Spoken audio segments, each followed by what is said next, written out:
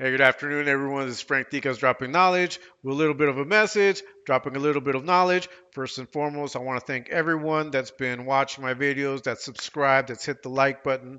All of that traction allows me and continues to motivate me to put more work out, to put more videos out there. And if you've subscribed, it lets me know that you like my content, that you're looking forward to new videos.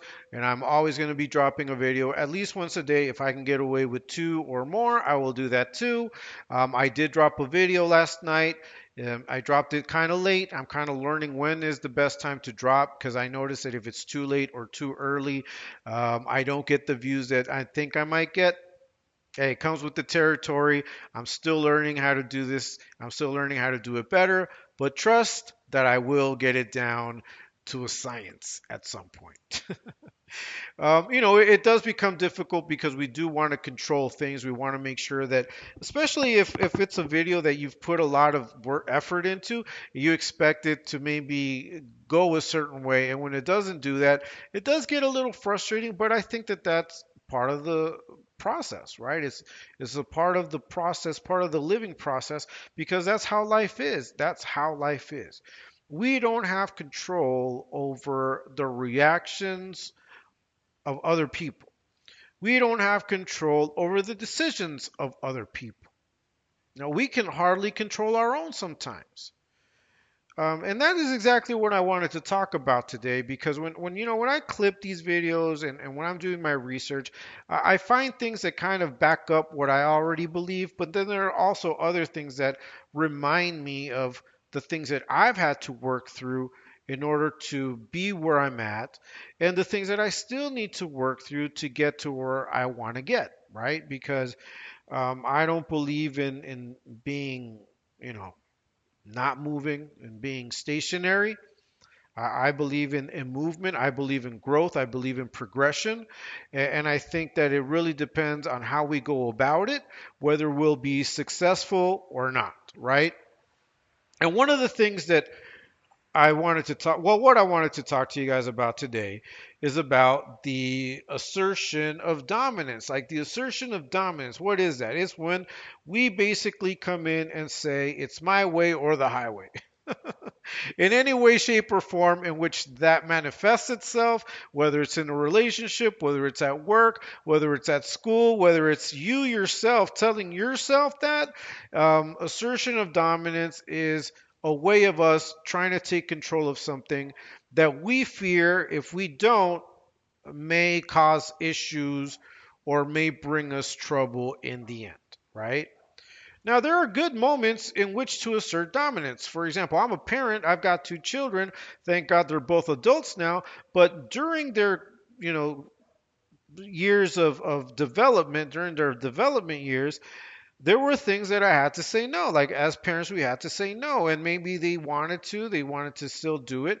And at that moment, we realized that if they did it, it would be bad for them. It would be harmful, maybe for their health. Maybe it was something that they were eating that wasn't good, and that they should stop eating. For example, my daughter was having problems, like with her digestion, like she felt like throwing up all the time. And then we realized that every day, like early before she even ate breakfast, she was eating like these sour gummy bear things that were causing her problems. So we had to put a stop to it. So, there are going to be moments in which you have to assert your dominance. And, there's been a couple of times that I've had to tell my children, well, as long as you live under my roof, as long as I continue to be the one paying the bills and you depend on me, if I say this doesn't go, it doesn't go, and that's just it. And I'm asserting my dominance here because I know that this is harmful for you. This is not the right thing for you. And I hope that eventually you will realize that, right? So, like I said, there are moments in which you have to assert your dominance. When you have people that are coming at you negatively, bad faith actors, people that are trying to troll you just because they want to troll you, just because they want to see the world burn and they think that they can do that to you, sometimes you have to assert dominance and say, not on my watch, you're not going to do that to me, right? So standing 10 toes down is a way of asserting dominance. But Imagine doing that all the time in every situation, in every relationship, in every interaction. You want to let those people know that you are intelligent, that you know what you're talking about, that your thoughts are the best thoughts, and that is the way we're going to get down. And if we don't get down that way, then I don't really want to have too much to do with you. That's a problem. And there are people that walk through life in that way. It's sort of like that kid that you're playing soccer with, or you're playing baseball with, or you're playing basketball with, and it's their ball or it's their equipment, and they don't like the way that you're playing. Maybe you're beating them, right? Or maybe they're beating you. Hardly happens if they're beating you. But maybe you're winning them. Maybe they're constantly losing and they get, you know what? Forget this. They grab their equipment and I'm not playing with you guys. And that is a way of them controlling that situation. But how is everyone else left feeling?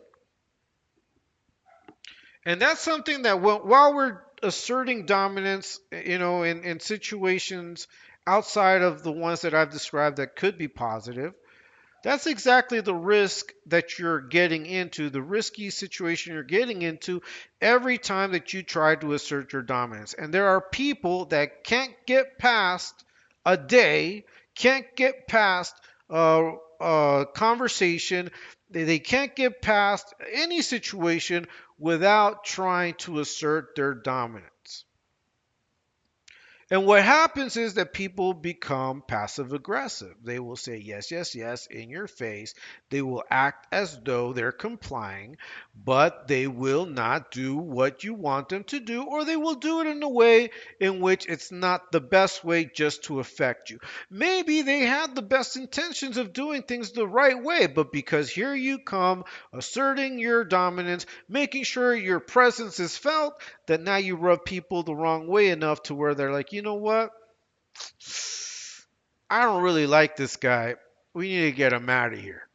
Right? There's a phrase in Spanish that's very similar to make your bed and lie down in it, which is te van a hacer la camita, which basically means that these people are going to make that bed for you. You know, that you're the one that's giving them all of the material to make the bed that you'll eventually lie down on. Right? Because that's what happens when we're so blinded by being in control, by having people under our thumb, and you can't move unless I say you move. You can't, if you're in a relationship, and I'm talking as a man, because as a man, I can only speak as a man, right? There are men that want to control how their, you know, intimate partner, their significant other dresses, or how they speak, or who their friends are. And they want to exert their dominance. How do they do it? They may gaslight them, they may pressure them. Sometimes they use violence against women and children, who are usually the most hurt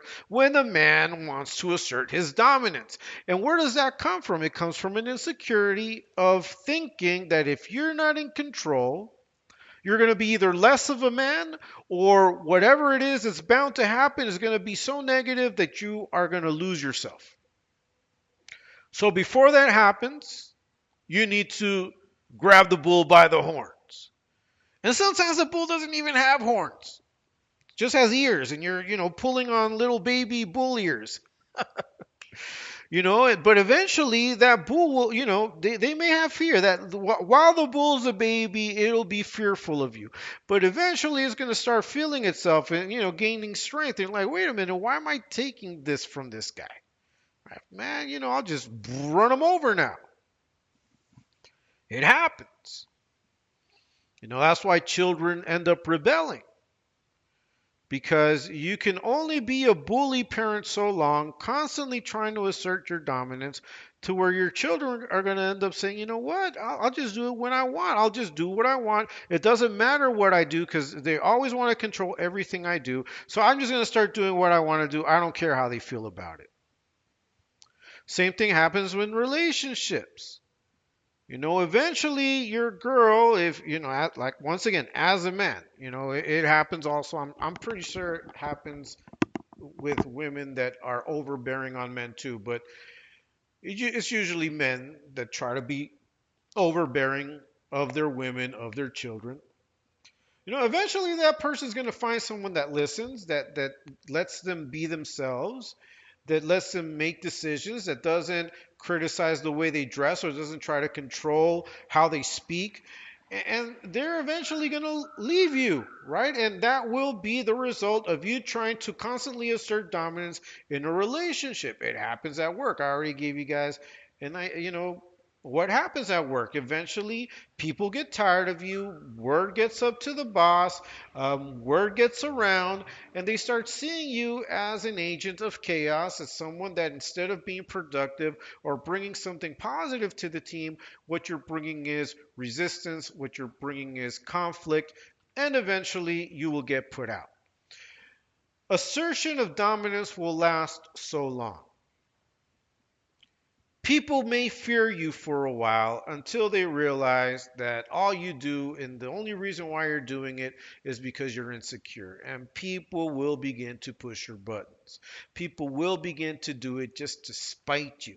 And once they see your constant overreacting to not being in control, enough people will be either scared enough or put off enough with that reaction, with that behavior, with your gaslighting, with your pearl clutching and drama, that they'll get tired of you,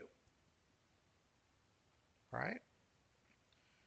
So you should be careful with how far you're willing to take being right all the time or being in control all the time, right? If your conversations, you always have to get the upper hand and you always have to be right, that's a problem. But that's an internal problem. It's not a problem with the other person. It's not a problem with who you're talking to. It's your problem to deal with. You want to assert dominance? Assert dominance over your tongue, right? And if you're already thinking about making a disparaging, racist, some type of comment over someone that you don't like, that you disagree with, that you have a problem with, assert dominance over your tongue and keep your mouth shut. But the tongue and the mouth can only speak what's inside the heart, what's inside your mind. So assert dominance over your mind, over your heart. If you know that there are things that trigger you, that bother you, that anger you, that you wish you can control, you need to work it out. You need to do the work to stop that, to diffuse that so it's no longer a trigger. But unless you're willing to do that,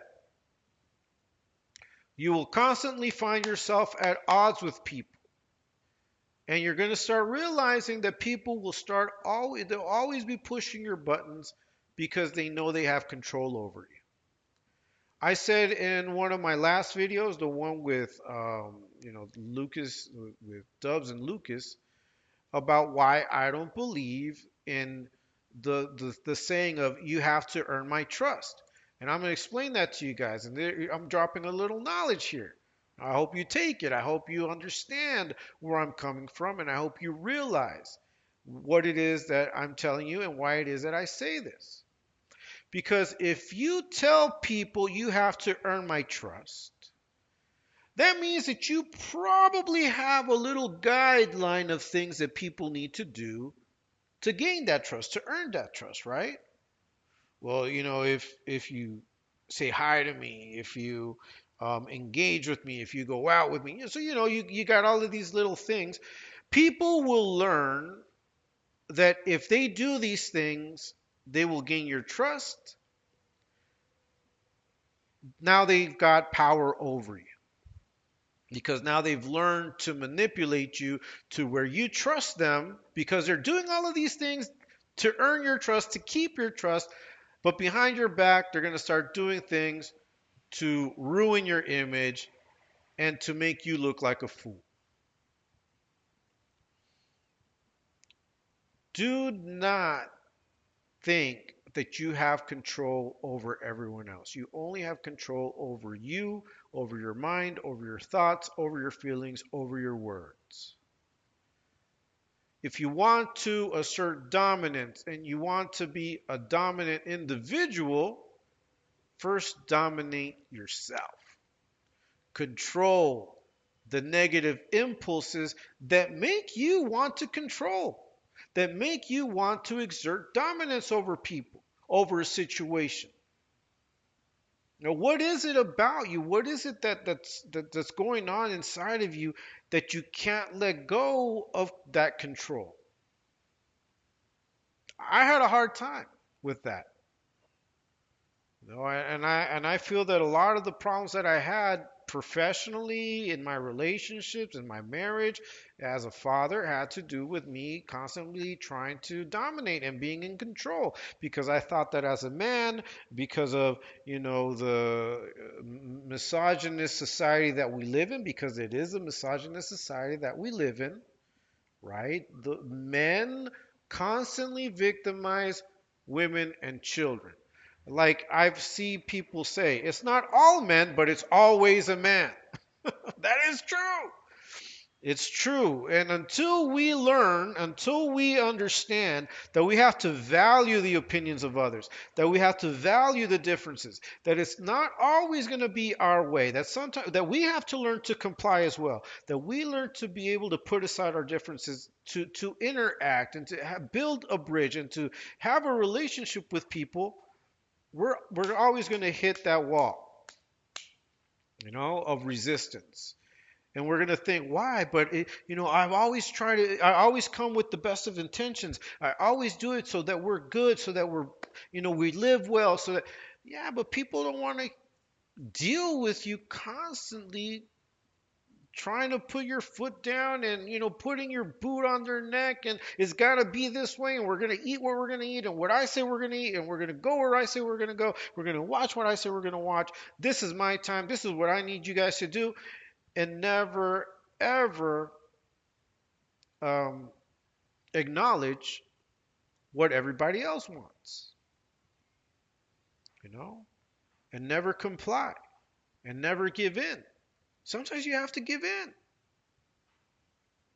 Every relationship that you get involved in is a contract. It's an unwritten contract, right?